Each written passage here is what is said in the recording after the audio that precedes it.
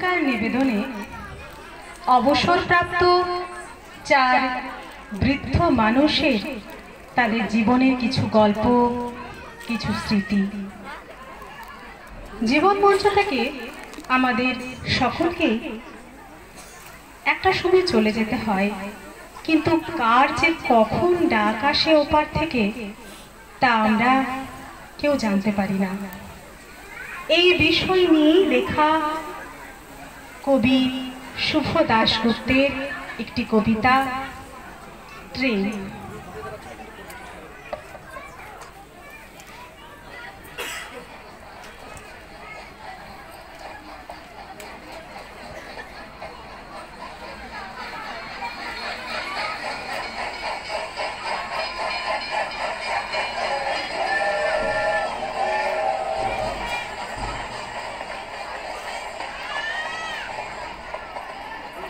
চার বুড়ো মানুষ রোজ বিকেলে আগরপাড়া স্টেশনের 4 নম্বর প্ল্যাটফর্মে অলস বসে থাকে, গল্প করে।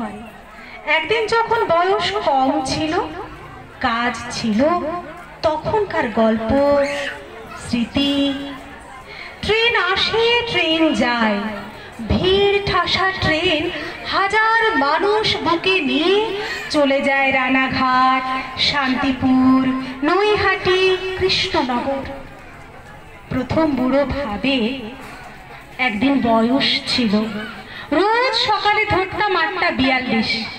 ট্রেনের কামরায় ডেইলি প্যাসেঞ্জারের আড্ডা, তাস, রাজনীতি, মাঝে মধ্যে সদলে বিয়ে বাড়ি অথবা পিকনিক।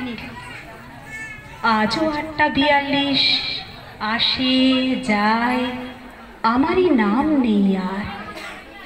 দ্বিতীয় বুড়ো ভাবে পুজোর সময় তখন কেমন যেত প্রতি বছর বেড়াতে, বউ বাচ্চা নিয়ে পুরী, জয়পুর, আগ্রা, মথুরা। কত কাল আর যাই না কোথাও, যাওয়া হয় না।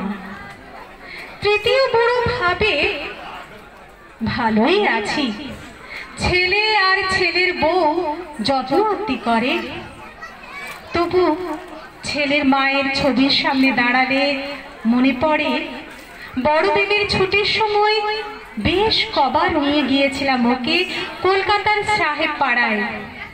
ঘুরিয়েছিলাম ট্যাক্সি করে পার্ক স্ট্রিট, চৌরঙ্গি। কত কাল আর কলকাতা দেখি না, বাতের ব্যথাটাও বেড়েছে। চতুর্থ বুড়ো ভাবে কয়লার ইঞ্জিন ছিল, ট্রেনের জানলা দিয়ে বাইরে চোখ রাখলে চোখে কয়লার গুড় ঢুকত, তবে ভারী সুন্দর ছিল সেই আওয়াজ।